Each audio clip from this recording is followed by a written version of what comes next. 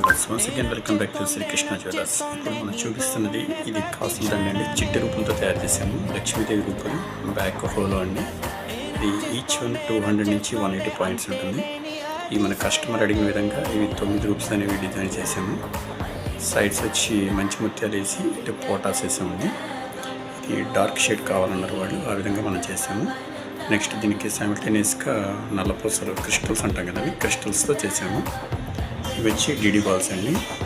DD balls మనకి ఒక 1/2 గ్రామ్కి 20 వచ్చినాయి. 1/2 గ్రామ్ యాడ్ చేసాము.